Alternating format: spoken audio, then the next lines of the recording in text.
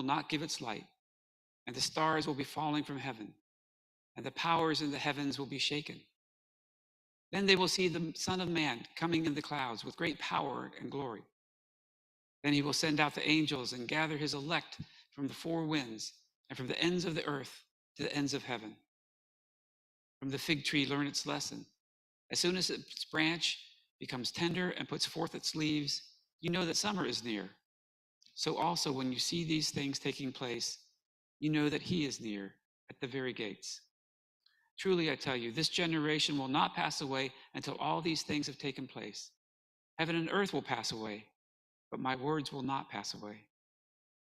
But about that day or hour, no one knows, neither the angels in heaven nor the Son, but only the Father. Beware, keep alert, for you do not know when the time will come. It is like a man going on a journey. When he leaves home and puts his slaves in charge, each with his work, and commands the doorkeeper to be on the watch. Therefore, keep awake, for you do not know when the master of the house will come, in the evening, or at midnight, or at cockcrow, or at dawn, or else he may find you asleep when he comes suddenly. And what I say to you, I will say to all, keep awake. The word of the Lord. A minister I know tells a story about a church that he used to serve. And that church always put up a big Christmas tree. But it was a Chrismon tree because it had all these decorations, it had Christian symbols. So it had crosses and alphas and omegas, and it had beads and it had glass ornaments. And on top was an angel with a long scarf, and it was a beautiful tree. And the angel was just beautiful enough to not be tacky. Well, there was a couple from the church that always got the tree. And they had a cabin in North Carolina. They would go to the mountains of North Carolina. They came back with this huge tree, and they put it up. And one year, on a Saturday morning, they get in there, and they decorated the whole tree, and they put it up, and it was just beautiful. They left. And the minister came in Saturday afternoon to get ready for worship. And he noticed that one of the branches from the tree was kind of sticking out. And it was going to poke the pianist in the back while she was playing. So he said, well, I'll just have to move the tree. So he got down on his hands and knees, and he crawled under there, and he grabbed the trunk. And he said, well, it's on carpet. It'll slide easily. And he started to move it ever so carefully, inch by inch, until he started to feel the trunk of the tree rotate. The center of gravity was moving.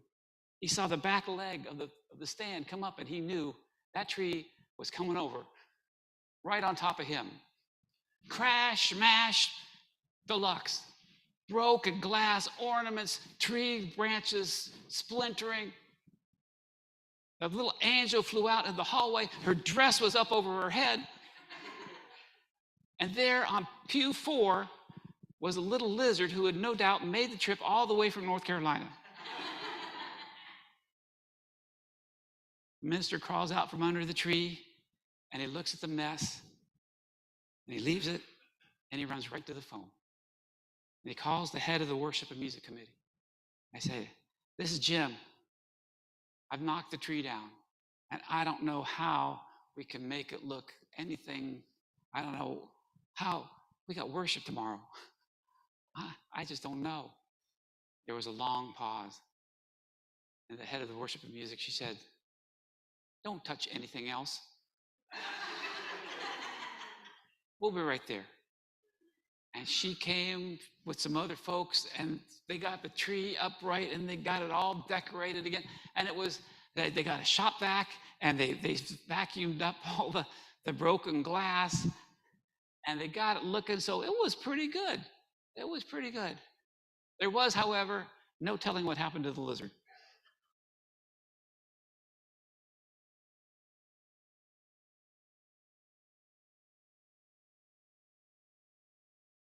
When I think of salvation,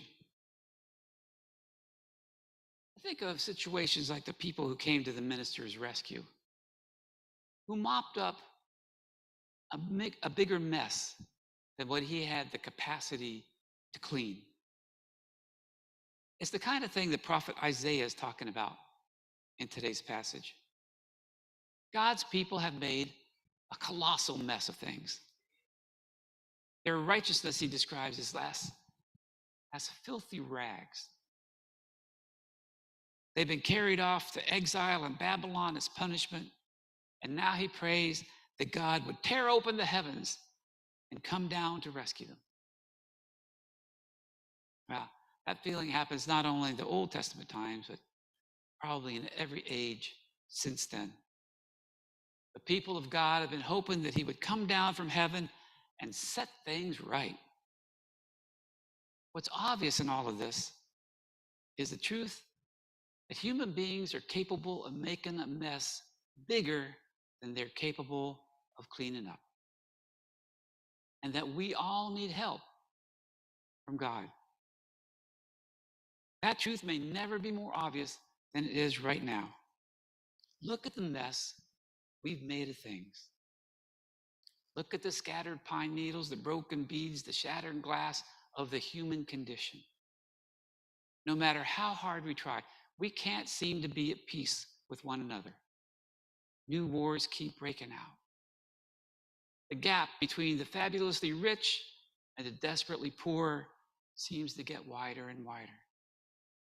We can't seem to protect and preserve our environment. Our culture is full of violence and cynicism. No matter how much politicians talk about cleaning everything up, we know in our hearts that it's beyond their power or ours. It's going to take something bigger than political action to make things right in the world. It's going to take the power of God. And not only in our public life, but of course, perhaps especially in our private life. Because we've made a mess of things there too. We failed at relationships that should have been the joys of our lives. Things between us and our parents, our children, our brothers, our sisters, our spouses have all strained to the breaking point. Some of us have suffered embarrassing academic and professional failures. Some of us have suffered business or financial failures. Most of us, if we're honest, at some point have come to that point in our life where we look at it and say, we have made a colossal mess. And in that instant, we know it's beyond our capacity to clean it up. And that's why the cry of our hearts becomes the same as the cry of the prophet Isaiah. Oh, that you would tear open the heavens and come down. And that is the sentiment of the Advent season. The time of year when we long for, pray for the coming of Christ. If anyone can clean up the mess we've made, he can do it. So on this first Sunday of Advent, we turn our eyes to heaven. We hope. In ancient Greek drama, there was a device that came to be known as the Deus ex machina. Literally translated, the God from the machine. When there was a crisis in a play, the play plot had become too complicated to solve, the playwright would have an actor in the role of a god lowered onto the stage with the help of this kind of elaborate contraption rigged with ropes and pulleys. The god would then begin to set everything right in the mortal world, solving all the problems and rescuing all the characters from certain death. The term Deus ex machina is still used in literary criticism for those cases where an author uses some improbable plot device to get his way out of some difficult situation. The poor family suddenly inherits a large fortune. The cavalry comes charging over the hill. Superman swoops down out of the sky. Maybe it was Spider-Man. The author George Bernard Shaw disapproved of such contrived and artificial endings. He said that it was much more tragic and therefore more realistic to leave the characters to, as he called it, wither in their bonds. But perhaps really, the endings that are more fitting are those that acknowledge our inability to get ourselves out of the messes we've gotten ourselves into. Those that tell the truth about us.